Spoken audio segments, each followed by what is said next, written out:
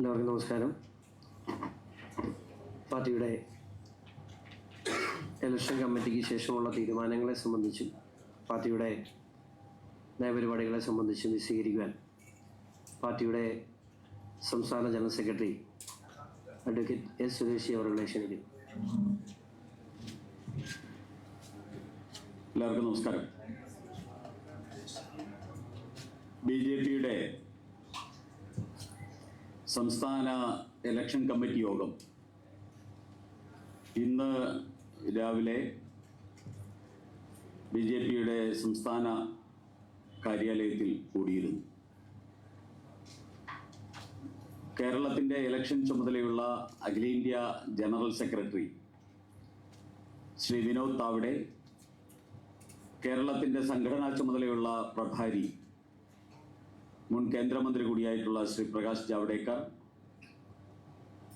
കേരളത്തിലെ ഇലക്ഷൻ സഹ ചുമതല വഹിക്കുന്ന കേന്ദ്രമന്ത്രി ശ്രീമതി ശോഭ കരന്തലെ തുടങ്ങിയ നേതാക്കന്മാരുടെ സാന്നിധ്യത്തിൽ പാർട്ടിയുടെ സംസ്ഥാന ഇലക്ഷൻ കമ്മിറ്റി യോഗം കൂടുകയും കേരളത്തിലെ പൊതു രാഷ്ട്രീയ സ്ഥിതിയെ സംബന്ധിച്ച ചർച്ച നടത്തി അതിൻ്റെ അടിസ്ഥാനത്തിലുള്ള ഭാവി പരിപാടികൾക്ക് രൂപം നൽകുകയും ഉണ്ടായി. നമുക്കറിയാം, ശബരിമല വിഷയത്തെ സംബന്ധിച്ച് കേസ് സുപ്രീം കോടതിയുടെ പരിഗണനയിലെടുത്തിരിക്കുകയാണ്. ഈ സാഹചര്യത്തിൽ സംസ്ഥാന സർക്കാരിനോട് BJPക്ക് ആവശ്യപ്പെടാനുള്ളത് ശബരിമല ആചാര സംരക്ഷണത്തിന് അനുകൂലമായിട്ടുള്ള നിലപാട് സംസ്ഥാന സർക്കാർ സുപ്രീം കോടതിയിൽ എടുക്കണം എന്നാണ്. മുമ്പ് കൊടുത്തിരിക്കുന്ന സത്യവാങ്മൂലം മാറ്റിക്കൊടുക്കാനും അതുപോലെ തന്നെ ശബരിമല പ്രക്ഷോഭത്തിൽ സംസ്ഥാന സർക്കാർ ശബരിമലയുടെ ആചാരങ്ങൾ ധ്വംസിക്കുന്ന രീതിയിൽ പ്രവർത്തിച്ചപ്പോൾ അതിനെതിരെ സമരം ചെയ്ത് എടുത്തിരിക്കുന്ന ആയിരക്കണക്കിന് വരുന്ന കേസുകൾ പിൻവലിക്കാനും സംസ്ഥാന സർക്കാർ തയ്യാറാകണം. മാത്രമല്ല, ശബരിമല കൊള്ള കോൺഗ്രസും കമ്മ്യൂണിസ്റ്റ് കുറുവ സംഘം നേതൃത്വം നൽകിയ ശബരിമല കൊള്ള അതിനെ സംബന്ധിച്ച് കേന്ദ്ര ഏജൻസിയെ കൊണ്ട് CBIയെ കൊണ്ട് അന്വേഷിപ്പിക്കാൻ വേണ്ടിയുള്ള നടപടികൾ സംസ്ഥാന സർക്കാർ എടുക്കണം. ഈ 3 ആവശ്യങ്ങൾ കേരള സമൂഹത്തിൻ്റെ മുമ്പിൽ ഉയർത്താൻ BJP സംസ്ഥാന നേതൃയോഗത്തിൽ തീരുമാനമെടുത്തിട്ടുണ്ട്. അതിൽ അർത്ഥശങ്കയ്ക്ക് ഇടയില്ലാത്ത വിധം ഒന്ന് പറയുന്നു. സുപ്രീം കോടതിയിൽ സംസ്ഥാന സർക്കാർ കൊടുത്തിരിക്കുന്ന ശബരിമലയെ സംബന്ധിച്ചുള്ള സത്യവാങ്മൂലം അത് മാറ്റി പുതിയ സത്യവാങ്മൂലം നൽകണം. ശബരിമല പ്രക്ഷോഭ സമയത്തെടുത്ത കേസുകൾ, കള്ളക്കേസുകൾ പിൻവലിക്കണം. അതുപോലെ തന്നെ ശബരിമല കൊള്ളയെ സംബന്ധിച്ച കേന്ദ്ര ഏജൻസിയെ കൊണ്ട് അന്വേഷിപ്പിക്കാൻ സംസ്ഥാന സർക്കാർ തീരുമാനമെടുക്കണം. ഈ 3 ആവശ്യങ്ങൾ ഉന്നയിച്ചുകൊണ്ട് കേരളത്തിലാകമാനം അതിവിപുലമായിട്ടുള്ള പ്രചാരണ പരിപാടികൾ സംഘടിപ്പിക്കാനും പാർട്ടിയുടെ സംസ്ഥാന നേതാക്കന്മാർ മുതൽ ബൂത്ത് തലത്തിലുള്ള പ്രവർത്തകർ വരെ പങ്കെടുക്കുന്ന പ്രക്ഷോഭ പരിപാടികൾക്ക് നേതൃത്വം നൽകാനും BJPയുടെ ഇലക്ഷൻ കമ്മിറ്റിയോടനുബന്ധിച്ച് നടന്ന യോഗത്തിൽ തീരുമാനമെടുത്തിട്ടുണ്ട്. അതുകൂടാതെ കേരളത്തിലെ 140 അസംബ്ലി മണ്ഡലങ്ങളെ സംബന്ധിച്ച് പൊതുവായിട്ടുള്ള ചർച്ച ഇലക്ഷൻ കമ്മിറ്റി യോഗത്തിൽ നടന്നു. ചില പ്രത്യേക മണ്ഡലങ്ങളെക്കുറിച്ച് ആഴത്തിലുള്ള ചർച്ചകൾ നടന്നു. പാർട്ടിയുടെ ജനാധിപത്യ പ്രക്രിയ പ്രകാരം എല്ലാ അസംബ്ലി മണ്ഡലത്തിലെയും പാർട്ടിയുടെ നേതൃനിരയുമായിട്ട് സ്ഥാനാർത്ഥികളെ സംബന്ധിച്ചും അവിടുത്തെ പൊതു രാഷ്ട്രീയ സ്ഥിതിയെ സംബന്ധിച്ചും ചർച്ച നടത്തിയിരുന്നു.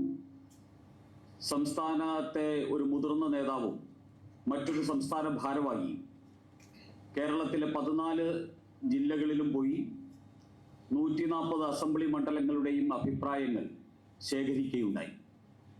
ആ ശേഖരിച്ച വിവരങ്ങൾ ഇലക്ഷൻ കമ്മിറ്റിക്ക് കൈമാറുകയും അതിൻ്റെ അടിസ്ഥാനത്തിൽ ചർച്ചകൾ നടത്തുകയും ചെയ്തു. ആ ചർച്ചകളുടെ അടിസ്ഥാനത്തിൽ സംസ്ഥാന ഇലക്ഷൻ കമ്മിറ്റിയുടെ തീരുമാനങ്ങൾ കേന്ദ്ര പാർലമെന്ററി ബോർഡിലേക്ക് അയക്കുന്നതിന് വേണ്ടിയുള്ള നടപടിക്രമങ്ങൾ ആരംഭിച്ചിരിക്കുന്നു. ഞങ്ങളെ സംബന്ധിച്ചിടത്തോളം BJP മത്സരിക്കുന്ന ഞങ്ങളൊരു മുന്നണിയാണ്, NDA മുന്നണിയാണ്. BJP മത്സരിക്കുന്ന അസംബ്ലികളെ സംബന്ധിച്ചുള്ള ചർച്ചകളും അതോടൊപ്പം തന്നെ മറ്റു മുന്നണി ഘടകകക്ഷികൾ മത്സരിക്കുന്ന ചില മണ്ഡലങ്ങളുണ്ട്. അതിനെ സംബന്ധിച്ച് അതാത് ഘടകകക്ഷികളുമായിട്ടുള്ള ചർച്ചകൾ വരും ദിവസങ്ങളിൽ നടത്തേണ്ടതുണ്ട്. അതും കൂടെ നടത്തിയതിന് ശേഷം BJPയുടെ കേന്ദ്ര പാർലമെന്ററി ബോർഡിന് BJPയുടെ സ്ഥാനാർത്ഥികളെ പ്രഖ്യാപിക്കുന്നതിന് വേണ്ടിയുള്ള നടപടിക്രമങ്ങൾക്കായിട്ട് ഈ ലിസ്റ്റ് ഡൽഹിയിലേക്ക് അയക്കാൻ തീരുമാനിച്ചു. ഇതാണ് ഇന്നത്തെ ഇലക്ഷൻ കമ്മിറ്റി യോഗത്തിൽ നടന്നിട്ടുള്ള കാര്യങ്ങൾ.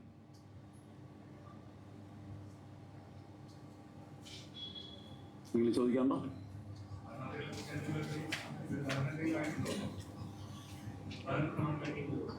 സ്ഥാനാർത്ഥികൾ ഞങ്ങളെ സംബന്ധിച്ചിടത്തോളം എല്ലാ മണ്ഡലങ്ങളും പ്രധാനപ്പെട്ട മണ്ഡലങ്ങളാണ്. NDA കേരളത്തിൽ മത്സരിക്കുന്നത് അധികാരം പിടിക്കാനാണ്. കേരളത്തിൻ്റെ രാഷ്ട്രീയ സാഹചര്യങ്ങൾ 70 വർഷത്തെ കേരളത്തിലെ രാഷ്ട്രീയ സാഹചര്യങ്ങൾ മാറുന്ന തെരഞ്ഞെടുപ്പാണ് ഈ തെരഞ്ഞെടുപ്പ്.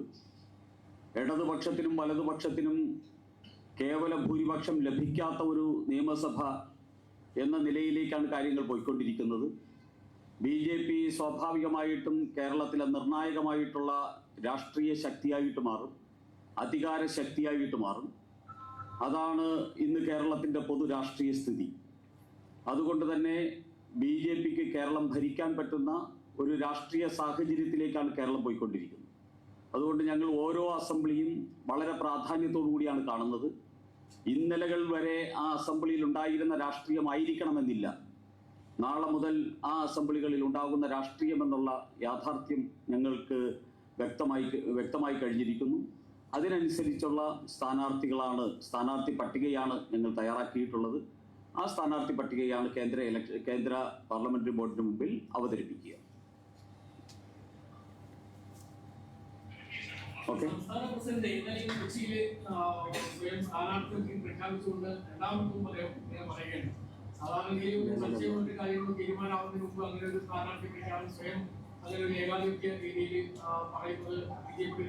ഞാൻ ആ പത്രസമ്മേളനത്തിൽ ഉണ്ടായിരുന്ന ഒരാളാണ്. അദ്ദേഹം എന്താ പറഞ്ഞത്? അദ്ദേഹം വളരെ കൃത്യമായി പറഞ്ഞ് സ്ഥാനാർത്ഥിയെ പാർട്ടി തീരുമാനിക്കും. എൻ്റെ മനസ്സിലുള്ളത് നിയമമാണ്. ഇപ്പം എൻ്റെ മനസ്സിൽ ഒരു മണ്ഡലം ഉണ്ടാവും, സുരേഷിയുടെ മനസ്സിൽ ഒരു മണ്ഡലം ഉണ്ടാവും. ഞാൻ ആ പത്രസമ്മേളനം അദ്ദേഹത്തിൻ്റെ കൂടെ ഇരുന്ന ആളാണ്. അദ്ദേഹം സീറ്റ് തീരുമാനിക്കാൻ പ്രഖ്യാപിക്കുകയൊന്നും ചെയ്തില്ല. അല്ല, അദ്ദേഹം അത് തിരുത്തിയില്ലോ. അത് കൃത്യമായിട്ട് പറഞ്ഞില്ല. പാർട്ടിയാണ് തീരുമാനം എടുക്കേണ്ടതെന്ന് വളരെ കൃത്യമായി തന്നെ പറഞ്ഞു. അദ്ദേഹത്തിൻ്റെ ഒപ്പം ആ പത്രസമ്മേളനത്തിൽ പങ്കെടുത്ത ഒരാളാണ്. അതുകൊണ്ട് പറഞ്ഞു സുരേഷ് ഇല്ലായിരുന്നു. പാർട്ടിക്ക് ഇതിനെ സംബന്ധിച്ച് അല്പം പോലും കൺഫ്യൂഷൻ ഇല്ല. പാർട്ടിയുടെ യഥാർത്ഥ ജനാധിപത്യ സംവിധാനമാണ്. ഞാൻ നേരത്തെ സൂചിപ്പിച്ചു, 140 അസംബ്ലി മണ്ഡലങ്ങളിലും പാർട്ടിയുടെ അവിടുത്തെ നേതൃനിരയുമായിട്ട് അവരുടെ അഭിപ്രായങ്ങൾ ആരാഞ്ഞു കഴിഞ്ഞു. അവിടുത്തെ രാഷ്ട്രീയ സാഹചര്യങ്ങൾ പഠിച്ചു കഴിഞ്ഞു. അതിൻ്റെ അടിസ്ഥാനത്തിലാണ് സംസ്ഥാന ഇലക്ഷൻ കമ്മിറ്റി ചർച്ച ചെയ്തത്. ആ ചർച്ച ചെയ്തതിൻ്റെ അടിസ്ഥാനത്തിലുള്ള ഒരു ലിസ്റ്റ്, ഒന്നിൽ കൂടുതൽ സ്ഥാനാർത്ഥികളുടെ പേരുകൾ ഉൾക്കൊള്ളുന്ന ഒരു ലിസ്റ്റ് കേന്ദ്ര പാർലമെന്ററി ബോർഡിന് അയക്കും. പാർട്ടിയുടെ കേന്ദ്ര ഇലക്ഷൻ ചുമതലയുള്ള ശ്രീ വിനോദ് താവ്ഡെയുടെ നേതൃത്വത്തിലാണ് ആ ചർച്ചകൾ നടന്നത്. അതാണ് പാർട്ടിയുടെ കീഴ്വഴക്കം. ആ കീഴ്വഴക്കം അതേപടിയാണ് മുന്നോട്ട് പോകുന്നത്. ഇന്ത്യയിലെ ഏറ്റവും മഹത്തരമുള്ള ഒരു ജനാധിപത്യ കീഴ്വഴക്കമാണ് BJP അവലംബിക്കുന്നത്. ആ കീഴ്വഴക്കമാണ് കേരളത്തിൽ ഞങ്ങൾ ചെയ്തുകൊണ്ടിരിക്കുന്നത്. ഓക്കെ, എല്ലാവർക്കും നന്ദി, നമസ്കാരം.